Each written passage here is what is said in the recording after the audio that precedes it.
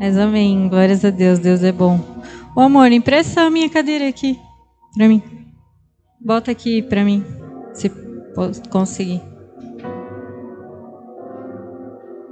Por que a cadeirinha simples igual a nossa? Porque hoje a gente vai chamar o pai para sentar aqui na cadeirinha simples, como ele senta também, para falar conosco de pai para filhos, amém? Então vamos só falar com ele um pouquinho antes de começar, que não sei vocês, mas eu preciso. Eu quero que só ele fale, não eu. Então que você também feche seus olhos e peça para ele que você também só ouça o que ele tem para você. Que você receba exatamente o que ele tem para você. E que toda distração e cilada de Satanás com joguinhos de que é indireta, não é para mim, não é para o vizinho, é para quem não veio. Tudo isso você saiba anular, desconsiderar para ouvir e receber só o que Deus tem para você, amém? Como eu já falei aqui, vou afirmar sempre até que seja bem claro na sua mente, o Espírito Santo não dá indireta, ele dá direta. Se ele falar com você, ele falando com você mesmo, recebe. Então vamos fechar nossos olhos e falar com o Pai, convidar o Pai que está aqui hoje no altar falando com a gente, amém? Pai, eu sou apenas tua filha, Senhor, não sou uma ferramenta, não sou um objeto, não sou um instrumento, eu sou tua filha, Pai. E eu só quero pedir que o Senhor fale através de mim. Eu vim aqui, mesmo com medo, com os meus receios, com os meus temores. Então fala através de mim, Senhor, aquilo que nós, como igreja, precisamos ouvir. Aquilo que as pessoas que estão na live precisam ouvir. Aquilo que as pessoas que ainda vão ouvir essa mensagem gravada precisam ouvir. Aquilo que para esse tempo nós precisamos ouvir, Senhor, para se chegar a Ti como filhos, para que o Espírito Santo possa nos convencer daquilo que a gente precisa para ficar mais parecido com Jesus, para que o nosso Senhor Jesus venha buscar a sua noiva apaixonada, a qual o Senhor prometeu para Ele. Nós queremos ser essa noiva. Fala com a gente nessa noite. É de Ti que nós queremos ouvir, Senhor. Silencia a nossa alma, a nossa agonia, nossas ansiedades, os nossos medos, as nossas preocupações daquilo que não temos controle, que ficou lá na nossa casa. Silencia a nossa mente, Senhor, que nenhuma voz contrária a Ti tenha poder nesse lugar, porque esse lugar, esse altar, esse ministério, as nossas vidas são Tuas, Pai. Nós entregamos e confiamos em Ti, então fala conosco em nome de Jesus. Nós declaramos que somos receptivos, o nosso coração está receptivo para Ti, Senhor, para Te ouvir, e vamos saber que é apenas Tu. E em nome de Jesus, carecemos da Tua palavra e queremos também dar uma resposta ao final disso tudo para Ti, Senhor, e não para pessoas. Amém? Amém, queridos. Para quem esteve na terça-feira, a gente está falando sobre 5 ministérios, e segunda-feira, perdão, as segundas, mas a semana foi na terça, nosso estudo, né? E dos 5 ministérios nós começamos falando de quem? Na terça-feira nós falamos do pastoreio. E o nosso excelentíssimo pastor da casa foi o que ministrou a palavra. E ele falou sobre as 5 ferramentas do pastor. Então só quero dar essa introduçãozinha das ferramentas do pastor. Por quê? Porque a gente sabe que na questão espiritual, como em outras áreas da nossa vida, há estágios, né? Há fases. As crianças, digamos assim, que estão no leite, que acabaram de chegar, né? Ou às vezes voltaram para o Senhor agora e estão ainda titubeando, tentando se equilibrar e voltar para os caminhos do Senhor, firmes e fortes. Tem os adolescentes que uma hora, culto com o irmão tal, fulano de tal, que bênção, glória a Deus.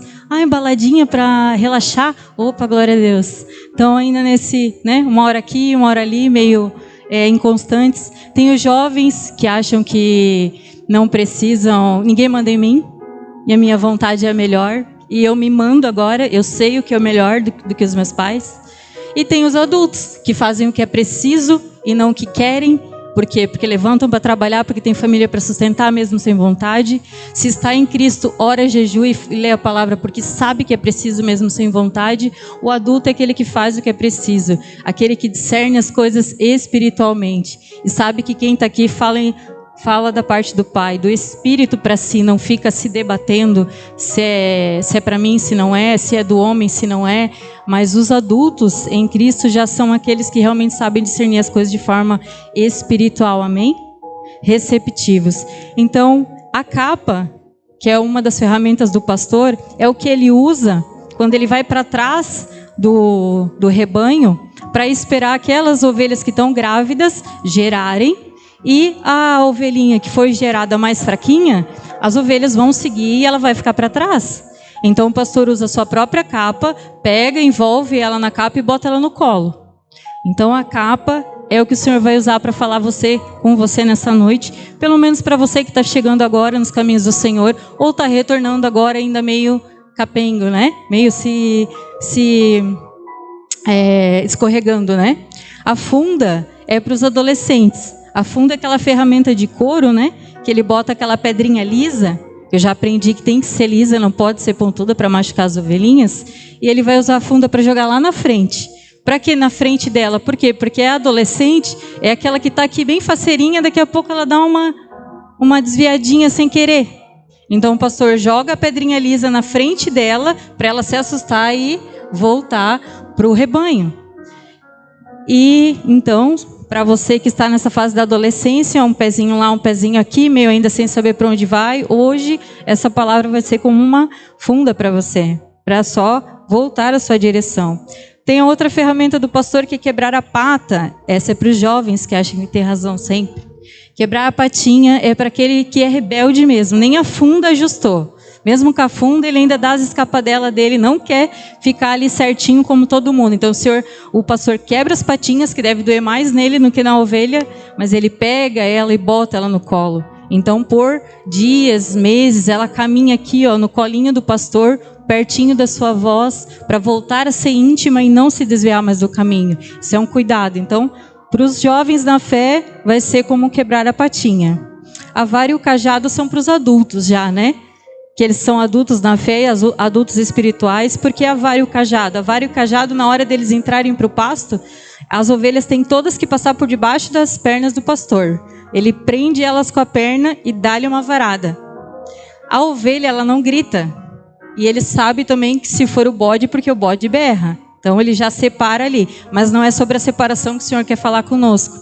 É sobre ser sensível a ouvir a sua voz. E ainda que seja algo indigesto, algo que a gente precise mudar, que nos doa escutar, a gente não vai sair questionando, falando mal e julgando, sabendo que não, o Pai me falou, me atentou para isso, é porque realmente o Pai quer que eu pense nisso, que eu me examine sobre isso e que eu não viva mais dessa forma. Isso é uma pessoa adulta que sabe receber do Pai de uma forma saudável, amém? De uma forma madura.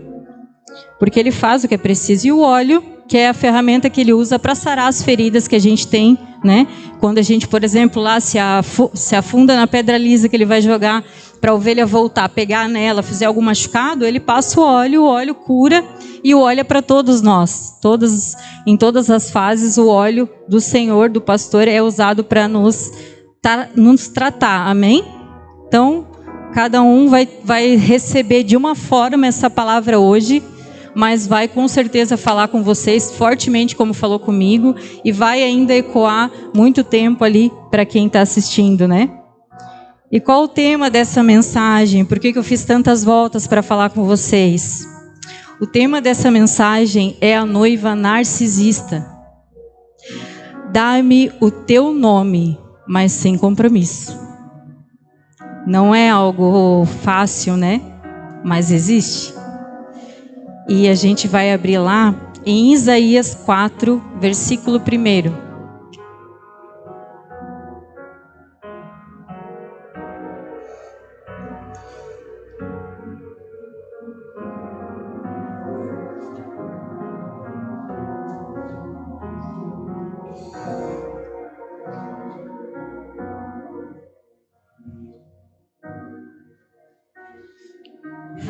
Então, em Isaías 4, versículo 1, se quiser eu espero um pouco mais, fiquem em paz. Podem procurar à vontade. É bom mesmo trazer Bíblia física, acostumar com ela ali, né? Grifar, riscar, é uma bênção.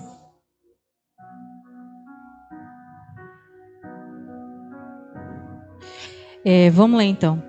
Eu vou ler essa versão que está projetada aqui, porque ela tem mais, né, a ver com aquilo que eu quero trazer para vocês hoje, que o Senhor me falou, né? Naquele dia, 7 mulheres hão de agarrar um só homem, dizendo: nós providenciaríamos a nossa comida, as nossas roupas, apenas queremos ser chamadas pelo teu nome, livra-nos da nossa vergonha. Em algumas traduções, livra-nos da vergonha de ser solteira. Por isso, noiva narcisista, dá-me o teu nome, mas sem compromisso. Então, o Senhor me trouxe ali, né? Do que se trata esse versículo, né?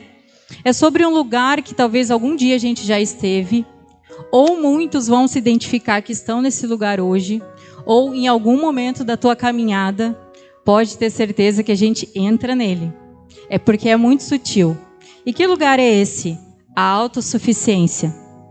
O engano de achar que por algumas coisas darem certo pela misericórdia do Senhor na nossa vida, estamos num lugar tão bom que a gente não precisa de mais nada. Principalmente de manter um coração ensinável que o devemos ter para ouvir do Pai todas as vezes, mesmo que seja de um pequenino. E por que falar sobre isso hoje? Porque é dia de mudar as nossas vestes. É dia de deixar aquela vestimenta, aquele comportamento, aqueles velhos hábitos aqui, para aquilo que a gente vai viver em Deus. Amém? E para isso a gente realmente precisa saber, mas qual é esses velhos hábitos e práticas que não convém mais para a estação que eu tô? Porque alguém aqui usa roupa de verão no inverno? Tem coragem de sair de camisa e bermuda num frio de 10 graus? Ninguém tem. Então, para a estação que estamos indo, nós precisamos trocar a nossa veste hoje, amém? Então, que você fique sensível àquilo que o Pai vai falar com você, porque comigo ele falou muito, e de 7 características, com o exemplo das 7 igrejas de Apocalipse. Você não se identificar com nenhuma delas, olha, fique esperto que a tua senha está próxima, porque tu já está na perfeição, já está no nível hard. Então, vamos lá. Nós vamos usar as 7 igrejas de Apocalipse para destacar 7 características de uma pessoa narcisista, já que estamos falando da noiva. Quem que é a noiva de Cristo? Somos nós. Quem que é a igreja? Somos nós. Então nós vamos falar de coisas individuais e como em grupo, como corpo de Cristo, como a noiva. Amém? Olha aí para a pessoa que está do teu lado e fala para ela assim, ó, eu caminho sobre uma palavra. E você? Nós temos uma palavra da parte do Pai. Nós vamos cada vez ficar mais sensíveis em caminhar sobre ela. Como o pastor falou, nós precisamos tomar posse e começar a declarar mais a palavra de Deus sobre a nossa vida. Vamos ler a primeira característica e a primeira igreja de exemplo que o Pai me deu é a de Pérgamo, que está lá em Apocalipse 2, do versículo 14 e 15. Que é maravilhosa já, forte. É a NVT daí, maravilhosa, se eu conseguir. Só para ser junto com a minha. Então, a primeira igreja, nós vamos falar sobre a igreja de Pérgamo. Apocalipse 2, versículo 14 e 15. Vamos lá. Contudo, tenho contra você algumas queixas. Você tolera em seu meio pessoas cujo ensino é semelhante ao de Balaão, que mostrou a Balaque como fazer o povo de Israel tropeçar. Ele os instigou a comer alimentos oferecidos a ídolos e a praticar imoralidade sexual. De igual modo, há entre vocês alguns que seguem o ensino dos nicolaítas. Então, qual que é, dentro dessa característica da igreja de Pérgamo, a característica que eles têm de um narcisista? A característica da grandiosidade, da autoestima inflada que o narcisista tem. Por quê? Porque tolerar os ensinos de Balaão é usar o nome do Pai, o próprio Senhor, para benefício próprio. Que foi o que Balaão fez. Ele conhecia a profecia, ele conhecia a palavra sobre Israel. E o que ele fez? Diante de tantos bens que foi oferecido para ele, ele não tinha como aceitar, porque ele não podia profetizar contra. Ele foi lá e entregou um segredo do Senhor confiado a ele para eles, para que ele pudesse receber aquilo que ele queria. Então, usar aquilo que o Senhor te dá para um benefício próprio. Negociar princípios da palavra de Deus para receber benefício próprio. E isso tem diversas áreas, tanto, né, ministros que estão à frente de um lugar, quanto a gente mesmo no nosso departamento, exercendo como membros.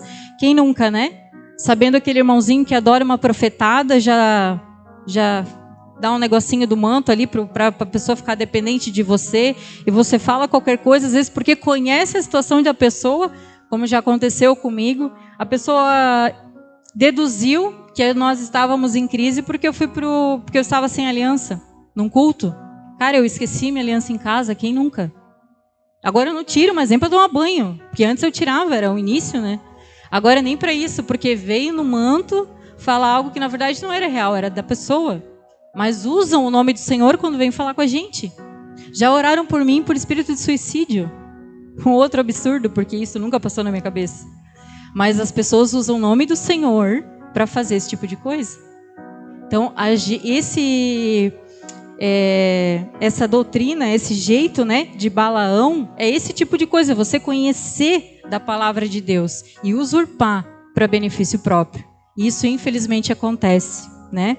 Outra coisa, ali sobre os nicolaítas, né?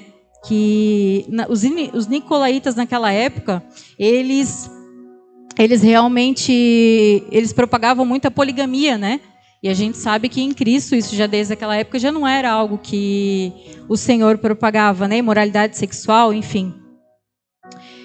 Hoje em dia, o que são essa questão dos nicolaítas? Eles são aquelas pessoas que veem a igreja como uma forma de galgar lugares, de escalas, como um emprego, né?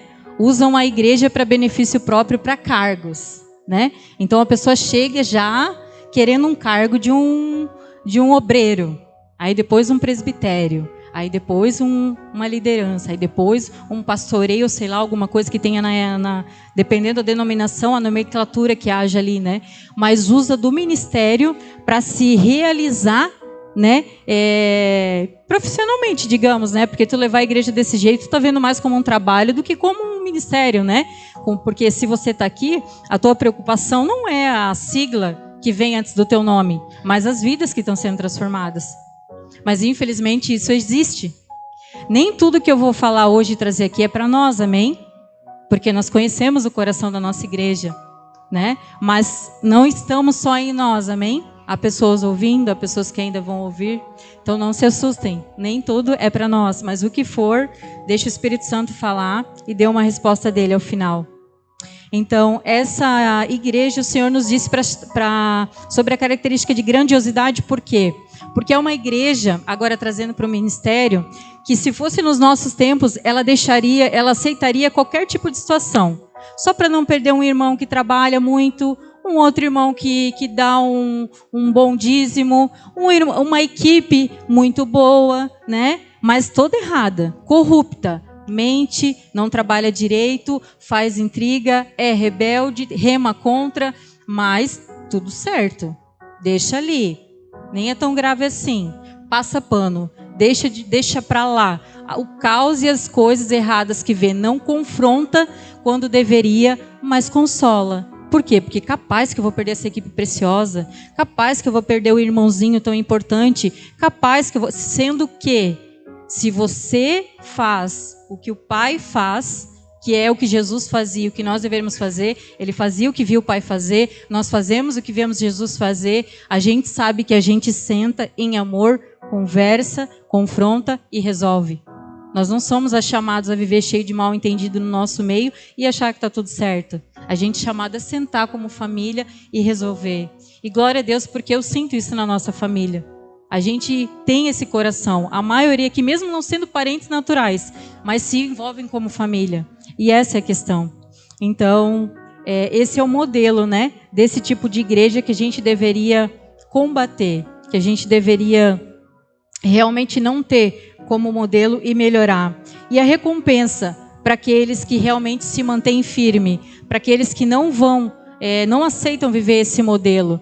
A recompensa para eles é a afirmação da identidade na sua medida. Ou seja, se a gente ir contra essa mania de grandiosidade, eu não estou falando de ser ambicioso no sentido de sonhar com isso aqui cheio e lotado. A gente seria hipócrita se dissesse que não sonha. Não é essa a questão. A questão é, por isso, eu atropelar pessoas e deixar de fazer o que é minha responsabilidade só para ter números e não ter vidas. Então, a gente abrindo mão dessa visão de sempre se achar grande demais do que é, a gente sabendo, a gente vai ter nossa identidade firmada no Senhor. O Senhor vai ter prazer de se revelar para nós e falar, para vocês eu tenho isso. E nós vamos celebrar e ser felizes no que o Senhor tem para nós. Se o Senhor direcionasse claramente, eu tenho o Guanabara para vocês até o final da vida. E daqui, muitos vão sair para ganhar o mundo e as nações. Eu seria plena com isso. Eu tenho certeza que meu esposo também. Se a gente servir aqui vocês e daqui vocês forem frutificar e ser enviados para outras nações, amém. Glória a Deus. E não precisa nem levar o nosso nome. Levem a essência de vocês para onde o Senhor nos levar. Isso é reino de Deus, entende? Quando você aceita a sua medida, o Senhor transborda. Mas quando você nem começou e você já se vê sempre num lugar ao qual você não está, pode ter certeza que o Senhor vai fazer você voltar uns passinhos para trás, quebrar a tua patinha, te botar no colo para você voltar a ouvir Ele e saber que, ei, seja feliz e satisfeito na sua medida. Mostra para mim que essas vidas que eu te confiei hoje, mesmo sendo poucas, você celebra, você cuida como se fosse uma multidão, você se importa como se fosse muitos, como se fossem empresários, como se fosse, sei lá, quem você idealiza que fosse, para que eu possa te acrescentar mais, porque eles importam para mim. Eu não vou te confiar enquanto eles forem apenas números. A segunda igreja é a de Sardes, está lá em Apocalipse 3, versículo 2 e 3.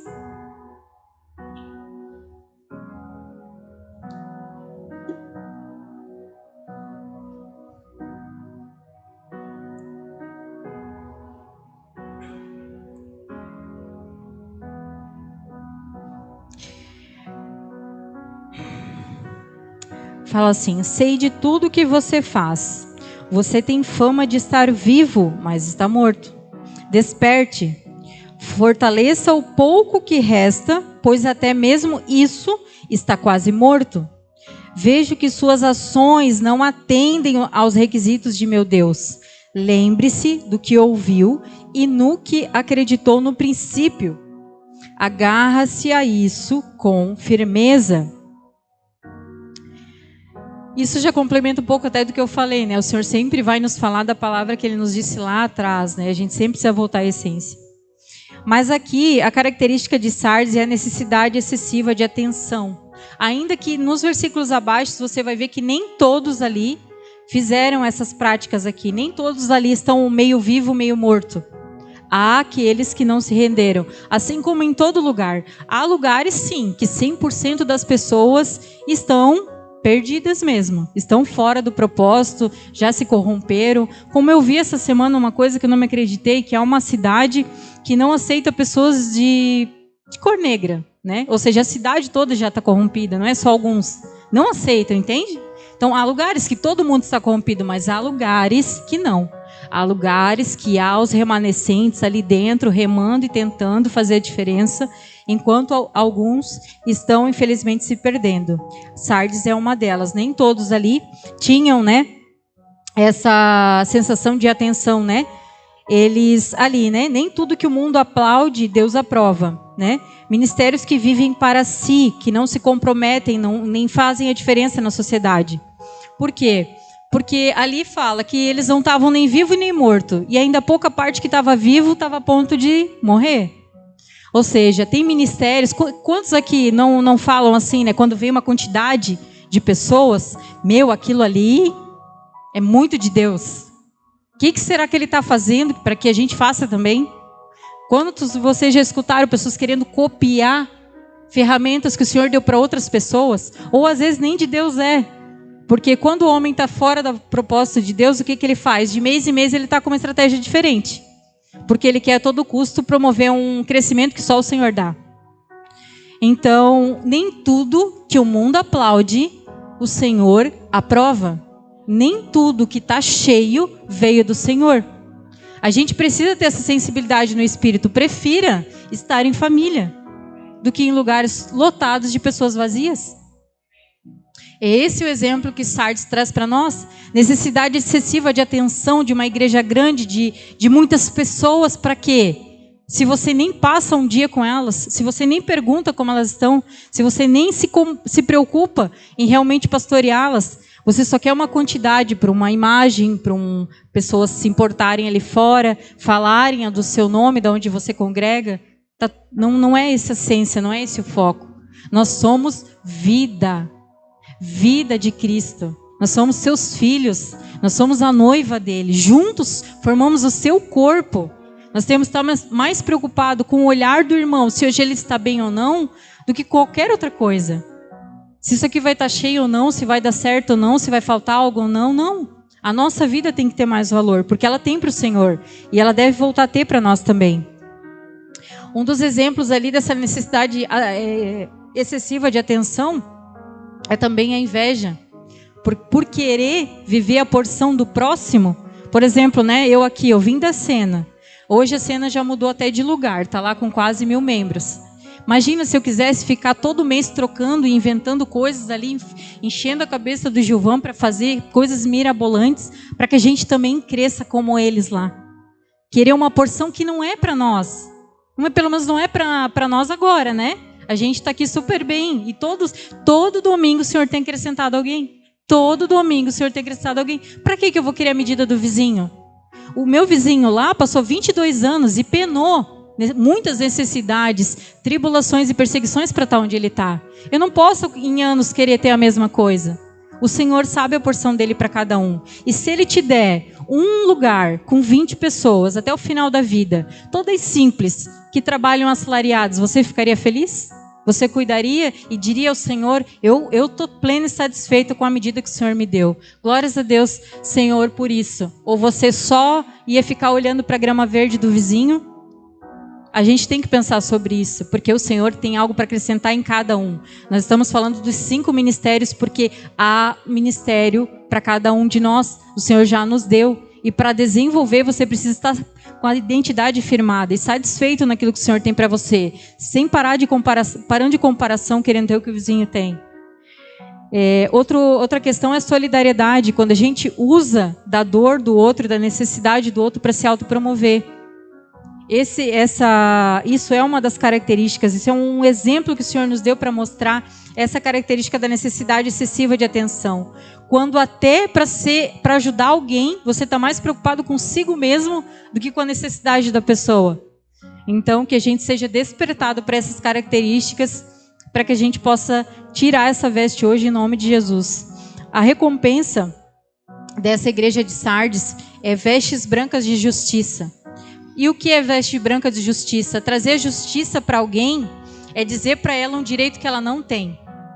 Eu ter coragem de dizer, olha, pastor Adriano, tu nessa casa tu tem total liberdade de exercer o teu pastoreio, nós acreditamos em você, você cuida de pessoas, a gente incentiva e encoraja o teu ministério. Eu chegar para o irmão Jackson, para o Sandro e para a Sandra e para o Carlos, vocês também aqui nessa casa têm o mesmo direito de exercer o seu ministério, de ser livre naquilo que o Senhor te confiou. Nós acreditamos em você e nós queremos te encorajar a viver aquilo que o Senhor tem para você. Eu vou trazer para ele sem medo um direito que ele não sabe que tem, mas aqui ele tem liberdade para exercer, porque ele é um filho de Deus. Amém? Isso é caminhar com as vestes novas de justiça. O terceiro ponto é Tiatira, que está ali em Apocalipse 2, 19 ao 21.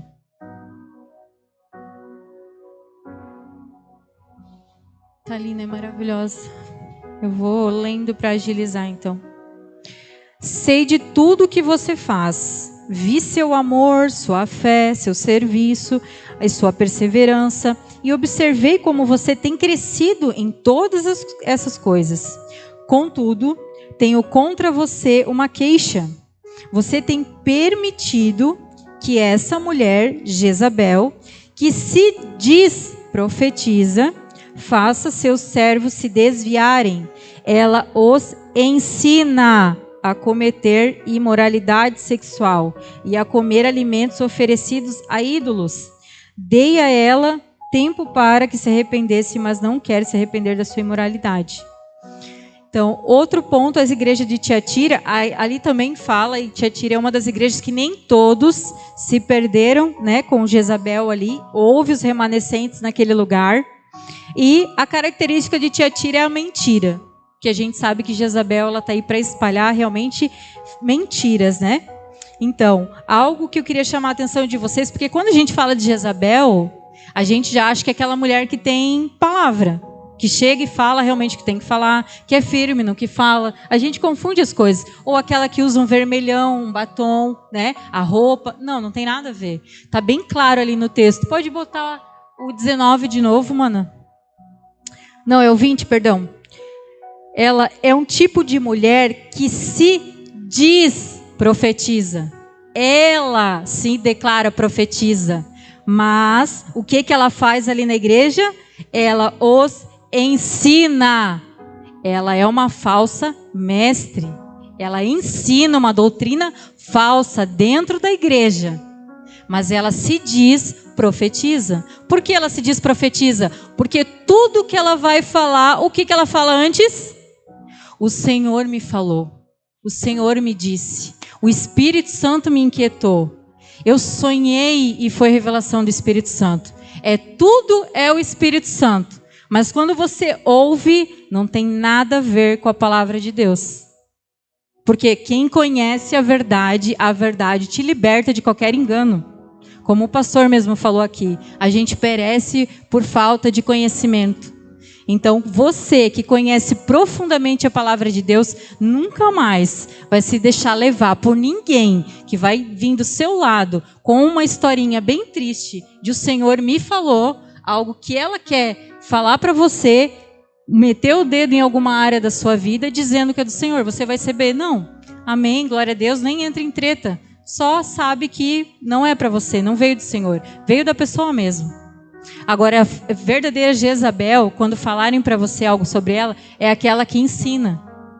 Ela ensina para a igreja. Ela traz doutrinas para a igreja. Ou seja, ela ensina inclusive os homens. Porque se ela está ensinando, não tem só mulher nos cultos de ensino. Tem homens também, inclusive as autoridades.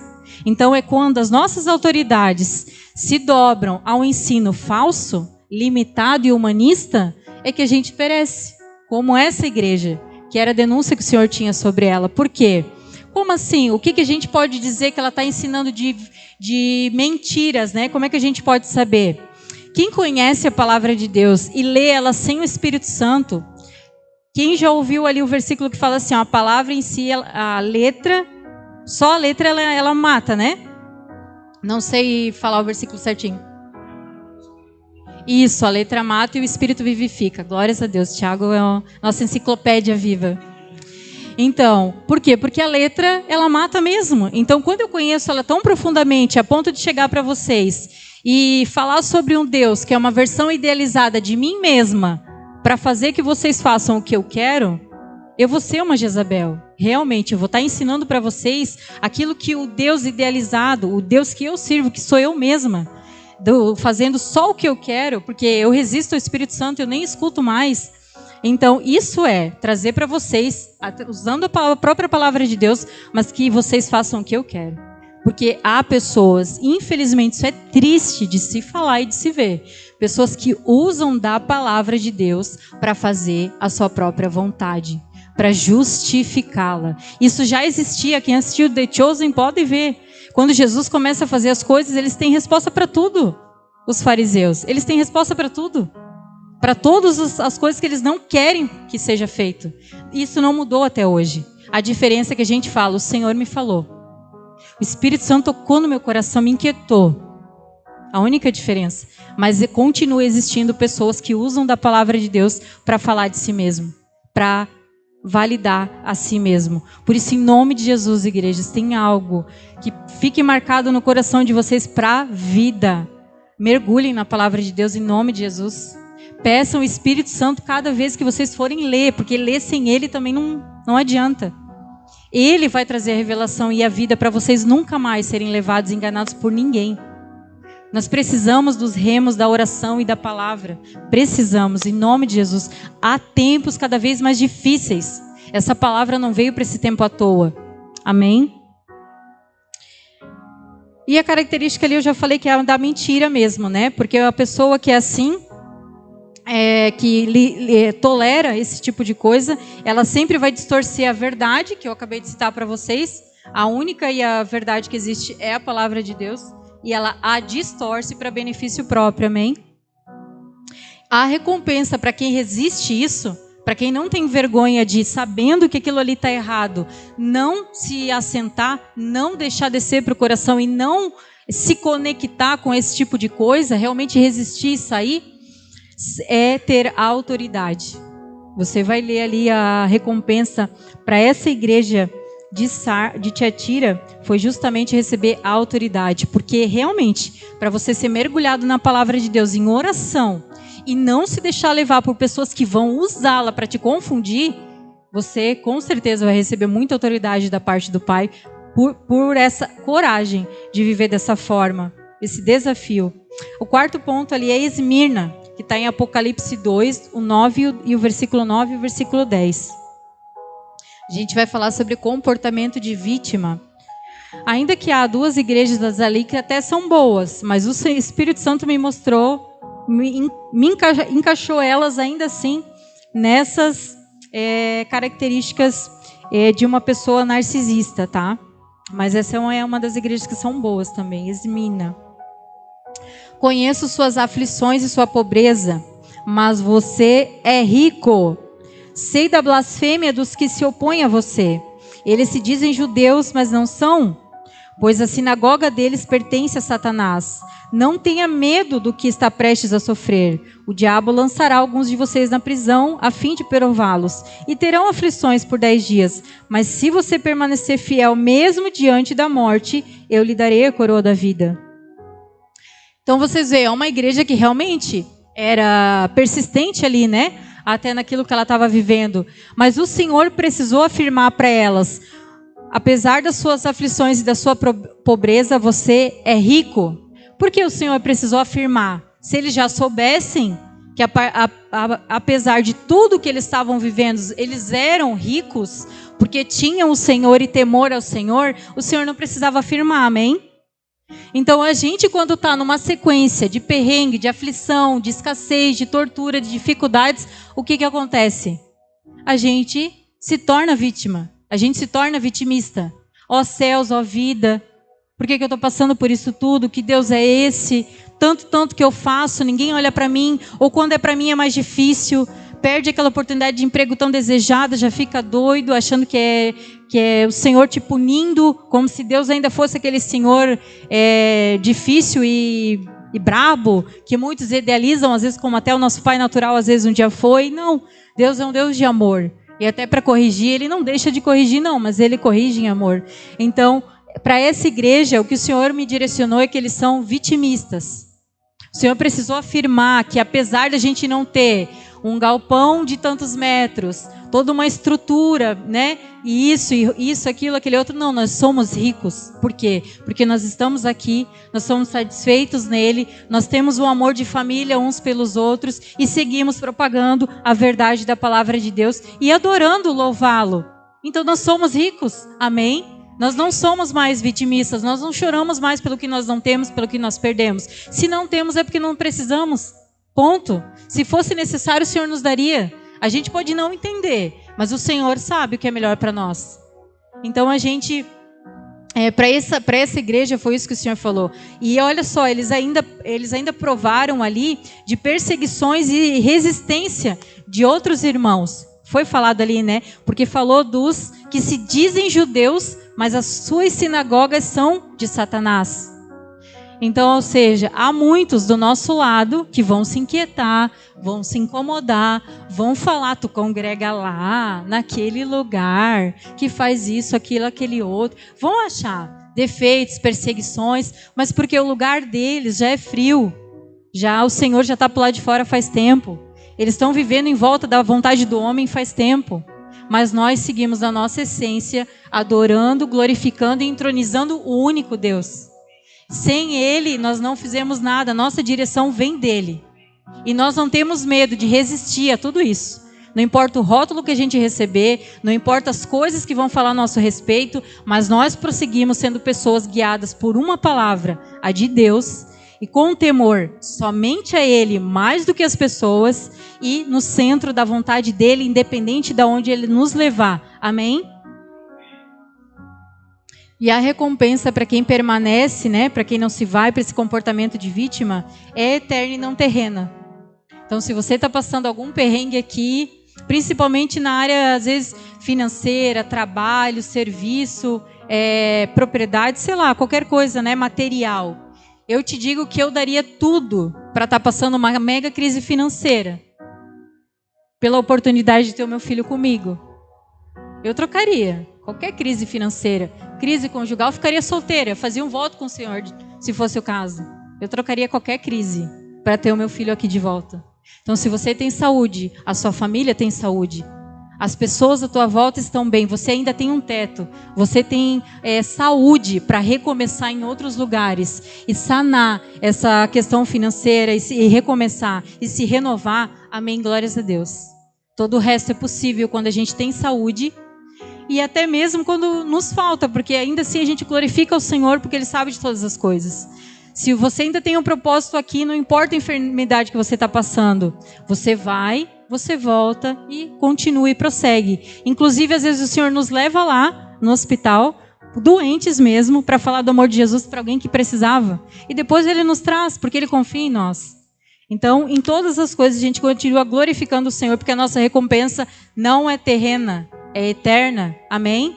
E é muito mais valiosa do que qualquer coisa que a gente possa ter aqui. A próxima é Filadélfia, está lá em Apocalipse 3, do 8 ao 11, que fala das preocupações com as pequenas coisas. Por quê? Porque essa igreja já é um modelo em si. Tem muitas coisas boas nela. Mas perfeito ninguém somos, amém? E se preocupar com coisas pequenas é um saco. Mas acontece, né? Muito. Eu mesmo sou assim. Sei de tudo que você faz. Abri para você uma porta que ninguém pode fechar. Você tem pouca força, mas ainda assim obedeceu a minha palavra e não negou meu nome. Veja, eu obriguei aqueles que pertencem à sinagoga de Satanás, os mentirosos que se dizem judeus, mas não são, a virem e a prostrarem-se a seus pés e reconhecerem que eu amo você. Porque obedeceu a minha ordem para perseverar, e o protegerei do grande tempo de provação que virá sobre todo o mundo para pôr à prova os habitantes da terra. Veio em breve, apegue-se ao que você tem, para que ninguém tome a sua coroa. Então, diante desses pontos que o Senhor falou para eles, sobre a porta que Ele abriu e ninguém vai fechar, sobre a pouca força que eles têm, sobre se apegar ao que eles têm para que ninguém tome a sua coroa, o Senhor me direcionou a eles serem esse tipo que se preocupa com pequenas coisas. Por quê? Porque o Senhor precisou reafirmar para eles, ainda que eles perseveravam em meio a tantas circunstâncias difíceis, eram a igreja que o Senhor amava. Inclusive o Senhor fez aqueles que o perseguiram reconhecerem que eles são realmente do Senhor. Mas quando a gente se apega a pequenas coisas, a gente esquece do principal. Porque se o Senhor, que é o teu Pai, o teu Deus, Ele te fala que você é amado, que Ele está todo dia te direcionando para aquilo que você vai viver para o seu propósito. Ele tem sempre te afirmado, dito quão lindo, quão linda, o quão especial, o quão grande, o quão perfeito, o quão maravilhoso, o quão grandes coisas eu tenho para ti. E fala, e o Pai te afirma, você lê a Bíblia, você se emociona, você ouve um louvor, você sabe que é o Pai falando, você entra no teu quarto para orar, que é o único lugar que a gente pode ter uma relação íntima, Ele vem e fala contigo. Aí se o teu Pai fala tudo isso a teu respeito, te ama, realmente te traz para perto, te afirma, por que a gente está preocupado com o irmão que nos olhou torto quando a gente chegou? Por irmão que não nos cumprimentou? Às vezes ele só não está no bom dia. E se ele não tiver e ainda tiver algo contra você, é ele, Deus. Se tem uma coisa que o Senhor falou para mim claramente, porque eu era dessas de ficar preocupada com essas pequenas coisas, é que se alguém tem algum problema comigo, que vai falar com o Senhor. Porque foi o Senhor que me trouxe até aqui. O Senhor que fez tudo o que Ele fez na minha vida. Então, se tem algum problema comigo, com o que eu carrego, com o que eu declaro, com o que o Senhor tem me comunicado, fala com o Senhor. Fala com o Senhor e questiona Ele. Porque foi o Senhor que me deu todas essas coisas e eu temo muito mais a Ele do que qualquer pessoa. Ele é a prioridade sobre a minha vida e a do meu esposo também, para a honra e glória do Senhor. Então nós precisamos entender isso. Não é ser antipático com ninguém. Eu amo todo mundo. Eu amo conversar com todo mundo. Hoje eu estava aqui séria porque eu sabia que isso ia mexer muito, como mexeu comigo. Eu estava concentrada. Eu estava com temor de falar essa palavra. Mas eu amo a todos. Eu sempre sou de cheirar todo mundo e conversar com todo mundo. Então, mas quando acontecer de pessoas, elas não são obrigadas a todas a te amar. Todas estarem com você o tempo todo. Todas não vão ter afinidade com você. Mas não se preocupe com pequenas coisas. Se o Senhor fala a teu respeito, que tu é uma filha amada e está no centro da vontade dEle, amém. Corre para lá mesmo e fica lá. As demais coisas, Ele vai encaixando. Todo mundo, toda situação, todo ambiente precisa de um tempo. Você só precisa confiar mais e se preocupar mais com o que Ele fala do que com o que você tem visto à volta de forma natural. E a recompensa de permanecer fiel no que temos, né, para que não se perca, dessa forma, a gente se mantendo fiel naquilo que a gente tem, a gente se tornará referência para outros. Que ali fala na palavra, se tornará coluna para outros. Não, deixa eu ver. Ah, é esse mesmo. Perdão. Estou passando aqui, estou com o meu celular, é uma luta, só a graça. Mas a recompensa de permanecer fiel é justamente essa. Você, quando você não ficar se importando com as pequenas coisas à tua volta e se preocupar apenas com o que o Senhor fala ao teu respeito, com o que o Senhor tem comunicado ao teu coração, caminhando sempre por uma palavra, você vai se tornar referência para outras pessoas que hoje estão ali, espremidas, sobrecarregadas, saturadas, oprimidas, porque estão preocupadas com tudo. Tudo à sua volta, tudo nos pequenos detalhes, no olhar do irmão, na fala do irmão, no que acontece, no que não acontece, no que dá certo, no que não dá certo. Isso é esmagador, isso nos suga demais, isso nos consome demais. Se preocupe mais com o que o Senhor fala a teu respeito, as demais coisas Ele vai acrescentar. Até aquele irmão que às vezes no começo não deu aquele jeitinho gostoso que você esperava, depois vai dar. Porque o Espírito Santo trata no coração de cada irmão. Tem uma amiga aí, Quantas vezes que eu mesmo passei por isso. A maioria das pessoas que eu tenho como amiga não gostou de mim quando me conheceu. É uma reação que eu causo naturalmente, eu já até me acostumei. Mas depois, quando as pessoas me conhecem verdadeiramente, se dão essa oportunidade, todas elas falam a mesma coisa para mim. Glórias a Deus, tu é bem diferente do que eu pensei. É assim, o Senhor testifica, o Senhor trabalha nos corações. E pessoas que eu não tenho a menor afinidade e não consigo, às vezes, ter um bom relacionamento, o Senhor coloca misericórdia sobre essas vidas no meu coração. E Ele faz com a gente também. A questão é a gente se preocupar mais com Ele do que com as pequenas coisas, amém? Outro ponto é a igreja de Éfeso, no Apocalipse 2, do 2 ao 5. Éfeso, né? Igreja de Éfeso, escrevi Efésios no meio, que é a falta de empatia, a dificuldade de se colocar no lugar do próximo. Por quê? Vamos ler lá o que diz em Éfeso. Sei de tudo que você faz, vi o seu trabalho árduo, a sua perseverança, sei que você não tolera os perversos, examinou pretensões do que se dizem apóstolos, mas não são, e descobriu que são mentirosos. Sofreu por meu nome com paciência, sem desistir, contudo, tenho contra você uma queixa. Você abandonou o amor que tinha no princípio. Veja até onde você caiu. A empatia é algo que com certeza todo mundo tem quando se rende a Cristo, amém? Quando a gente tem o primeiro amor, tu sai amando todo mundo, tu quer que todo mundo conheça Jesus e tu quer que todo mundo viva aquilo que tu está vivendo. A misericórdia é tu sentir a miséria do irmão. Você se colocar no lugar do irmão de uma forma que você nunca parou para pensar, porque para ti é outra situação, você está num outro lado. Então se colocar no lugar do irmão é algo muito sério. Mas a gente perde com o tempo. Por quê? Se você olhar ali a igreja de Éfeso, pensa. Até confrontar os falsos apóstolos eles fizeram. Os caras eram hard naquela época.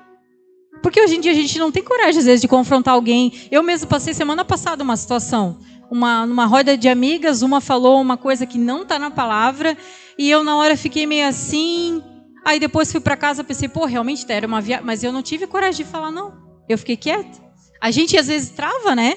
Então tu pensa, naquela época não, eles chamaram os apóstolos, ou que se diziam apóstolos, confrontaram, viram que eles estavam mentindo e dispensaram. Não deixaram entrar no seu meio pessoas que estavam fora. Então eles eram uma igreja que funcionava, trabalho árduo, perseverança, sofreram com paciência sem desistir. Então quando tudo está funcionando muito bem, a gente está muito hard, a gente está muito sincronizado, aqui está tudo funcionando, o louvor está uma bênção, a palavra está uma bênção, as equipes funcionando uma bênção, o Senhor trazendo aqui e ali, está uma bênção. A gente começa a funcionar. Aí a gente para de prestar atenção no irmão.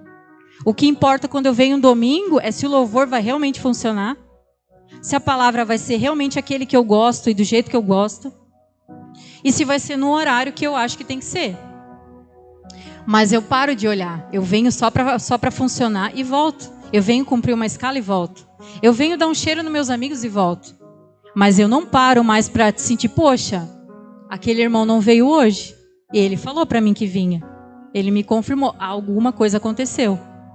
Eu não paro para sair daqui e mandar uma mensagem perguntando se ele está bem, o que aconteceu. Eu não paro para perguntar sobre a minha irmã que postou ali que o filho dela está doente, se ele já está melhor ou não.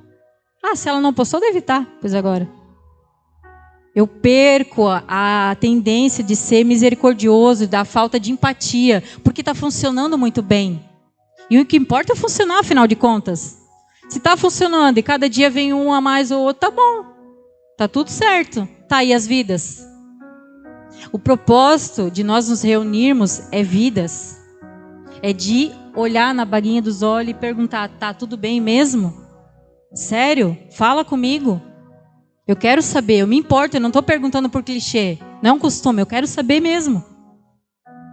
E sentar e conversar e abrir a casa e falar quando está precisando de ajuda. Não deixar a bomba estourar e contar para a gente só depois. A gente se importa verdadeiramente nesse lugar aqui. Você está num ambiente que as pessoas se importam. Nós nos importamos com cada vida. E a recompensa para isso são frutos saudáveis. É a multiplicação. Por quê? Porque quando tu para de orar para que essas cadeiras sejam cheias, mas você começa a orar, traz vidas, Senhor. Eu sei que vão ver vidas com problemas, com dificuldades, com escassez para eu ter que tirar do meu bolso e ajudar às vezes com o que eu não tenho. Eu sei que vão ver vidas arrebentadas muitas vezes, porque hoje o problema não é novos convertidos, é os crentes machucados, arrebentados de outros lugares que a gente vai receber e estão cheios de feridas, estão com uma fortaleza sobre eles que nada penetra. Mas o amor quebra esse lugar. A gente consegue restaurar a confiança deles nas pessoas novamente, no corpo de Cristo, porque membro fora do corpo não sobrevive. A ideia de pular em galingar e achar que está tudo certo não é válida, não é bíblica.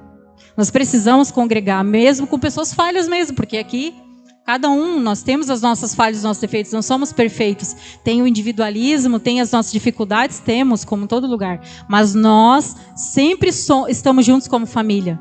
Quando dói em um, dói em todos. Se a gente precisar de algo, a gente está junto. Aconteceu com o Tiaguinho e a Sara ali, serviram o dia inteiro aqui no culto de casais. A casa deles encheu. No domingo todo mundo estava lá. Ela teve até que dispensar irmãos, porque o pessoal queria ir mesmo. Então, isso é a família, isso é a igreja. Mas a gente consegue essa multiplicação saudável a partir do momento que, independente do quão bom está o nosso funcionamento, o nosso fluir de Deus no nosso meio, a gente nunca deixe de priorizar o olhar para o irmão e saber como ele está. Se preocupar com a sua vida mais do que qualquer serviço, oferta ou qualquer outra coisa, amém? Eles não é apenas uma cadeira vaga aqui. Ocupar uma cadeira aqui, não, a gente se importa com a vida dele, com a sua família, com aquilo que ele faz, amém? E a última, é para a gente encerrar em nome de Jesus, é Laodiceia, está lá em Apocalipse 3, do 15 ao 19, que fala da dificuldade de aceitar críticas.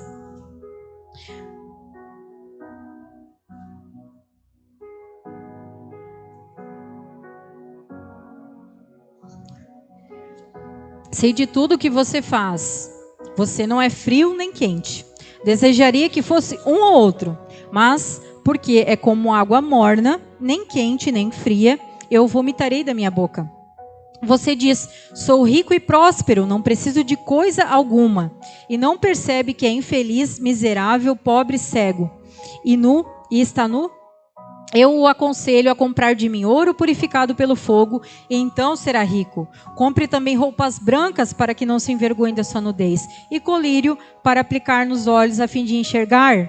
Eu corrijo e disciplino aqueles que amo, por isso seja zeloso e arrependa-se. Então a igreja de Laodiceia é aquela que infelizmente tem dificuldade de aceitar críticas. Por quê? Eu não preciso de nada. Se eu não preciso de nada, eu estou sempre certo, ou seja, pode falar o que você quiser, que eu vou dar um jeito de virar o jogo para você, porque eu estou certo.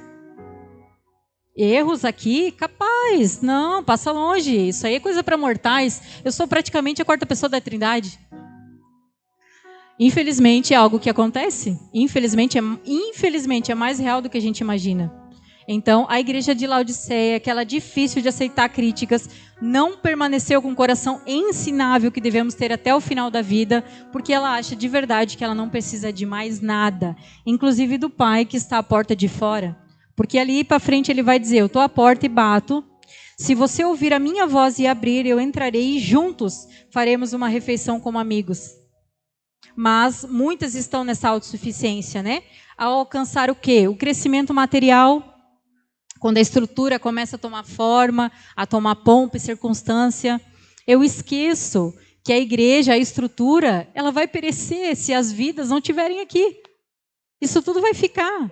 O que importa é as vidas, e onde as vidas vão, a igreja está.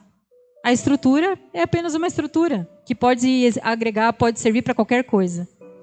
Então, quando a gente alcança esse crescimento material, a gente vai para a autossuficiência e acha que não precisa mais de nada. Infelizmente, né? Então, não dando liberdade para o Espírito Santo é quando a gente começa a fazer as coisas da nossa forma, né? Eu queria falar um pouquinho com vocês ali sobre o ouro purificado que o Senhor diz para a gente comprar, né? O ouro é quando a gente aceita os processos difíceis. Por quê? Purificar o ouro é fácil? Não é o fogo lá que tira toda a impureza e deixa o ouro puro? Então, aceitar o ouro que o Senhor quer que a gente comece a comprar dele hoje, para verdadeiramente nos considerar rico, é aceitar os processos difíceis que você está passando. Parar de culpar Satanás, parar de culpar os outros invejosos, parar de culpar você mesmo, porque a minha vida sempre foi difícil com o vitimismo. Parar de culpar qualquer coisa que não seja o Senhor te tratando para tirar ouro puro de você. É a única coisa. A ferramenta que ele usou, a circunstância que ele está usando para te tratar, eu não sei. Mas eu sei dos processos dolorosos que eu passo e eu sei que é o Pai sobre a minha vida, porque eu confiei a minha vida a Ele, não foi a Satanás, não. E invejosos não têm vez com aqueles que estão escondidos no Senhor. Eles podem tentar, mas só o Senhor toca na nossa vida, daqueles que confiam no Senhor. Então aceite os processos e saiba que é o Pai. Comece a confiar nele, declarar a fé, declarar a confiança, que as coisas vão melhorar e vão passar. As vestes brancas são os atos de justiça que a gente já falou. Comece a declarar para as pessoas um direito que elas não sabem que ela tem. De serem amadas, de serem filhas de Deus, de ter uma eternidade com o Senhor, de serem reis e sacerdotes nessa terra e ter um acesso direto ao Pai sempre que vocês puderem. Celebrem as nossas diferenças, né, como corpo, para que a gente possa viver. E o colírio é a gente voltar a se enxergar mesmo, né? A gente voltar a olhar para si mesmo com o coração ensinável. A gente colocar espelhos, né? Eu já falei algumas vezes, jogar fora as metralhadoras e começar a usar espelhos. Tipo assim, ó, não é você que está certo, vocês que estão errados, vocês que isso, vocês que aquilo. Não. Pega um espelhinho e fala assim, não, Senhor, me dá esse colírio aí, Pai, em nome de Jesus, e fala comigo hoje, Senhor, quais são as vestes que eu tenho que deixar, porque eu quero deixar aqui hoje. Eu não quero carregar isso mais nenhum dia comigo. Eu quero tirar essa veste dessa estação terrível que eu passei até aqui e quero receber as tuas para que eu realmente possa viver aquilo que o Senhor tem para nós, amém? Assim a gente volta à essência, né, de filhos em nome de Jesus, e a recompensa, que não tem recompensa melhor, é ser considerado amigos de Jesus, porque ele falou, aqueles que abrirem a porta vão sentar e cear comigo como amigos, porque nós somos amigos do noivo. E agora eu quero falar com os ministros de louvor. os ministros da casa, os ministros da palavra, para você que vai ouvir depois que está à frente de algum ministério, para você que é ministro, que é pastor. Por quê? Porque nós somos amigos da noiva, amigos do noivo, amigos, não amantes. Nós não somos chamados a ter relação com ela. Ela não tem que se submeter a nós. Nós se submetemos à vontade do nosso Pai, do nosso amigo, e conduzimos ela adornada ao seu noivo. A gente precisa sair desse lugar, porque acontece, entende? Você está tão envolvido na obra do Senhor, você está tão envolvido com as coisas do Senhor, que não tem em determinado momento você achar que aquilo que você quer é o melhor para a noiva. Mas quando você busca na palavra, não tem. O Espírito Santo te constrange.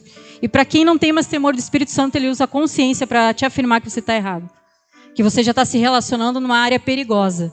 Passando de amigo a amante. Mas nunca é tarde para a gente voltar à essência, é aquilo que realmente importa. Amém? Desculpa todos terem que ouvir, mas é algo que complementa essa palavra e com certeza vai ter pessoas que precisam ouvir.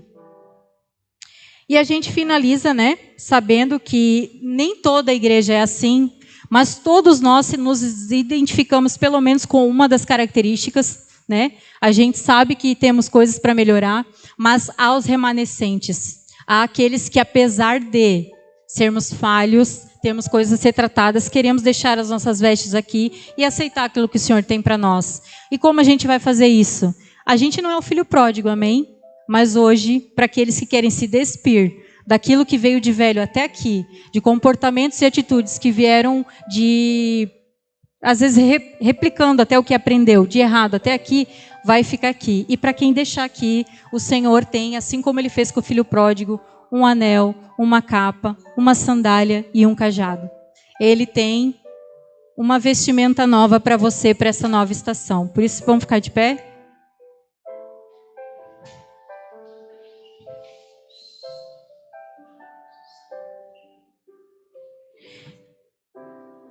E hoje não vai ter aquele apelo onde as pessoas vão orar por você, os pastores, não. Hoje o Pai está aqui, para nós falarmos com o Pai, amém?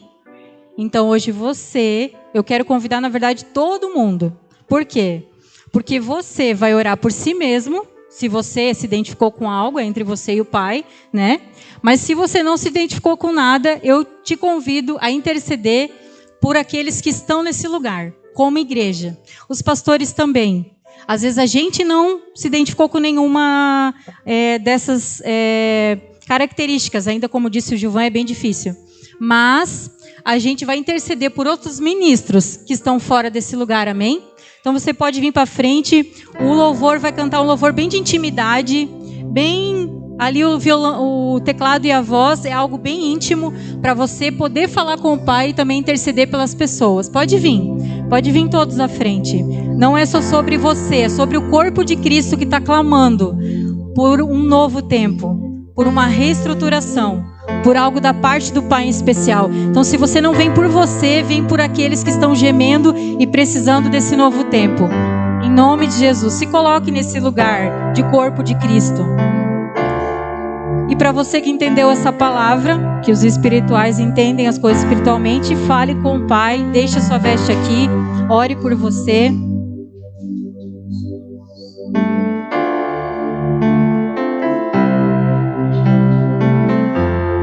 Tenho certeza que para você que é emocional, vai sentir até o Pai. Vai sentir o Pai te tocar, vai sentir o Pai falar com você. Para você que é racional como eu, vai sair daqui com uma convicção que você recebeu algo novo da parte do Pai, que você está no novo começo. Declare para o Pai que em nome de Jesus, coloque as suas mãos para frente quando você terminar e fale com o Pai: Pai, eu recebo tudo que você tem para mim hoje. Eu quero sair daqui com essa vestimenta nova. Ao final da sua oração, diga isso para o Pai. Saia daqui com essa convicção. Em nome de Jesus. Não se importe com o tempo, com coisas pequenas, diante de tanta coisa derramada da parte do Pai para nós. O que o Senhor tem para nós é muito maior. Vai chegar momentos que a gente não vai poder nem se reunir mais como igreja. Vai ser só você e ele na sua casa até que ele venha. Então aproveite esse momento. Em vez de ficar calculando outras coisas, fale com ele. Ele está aqui. Amém?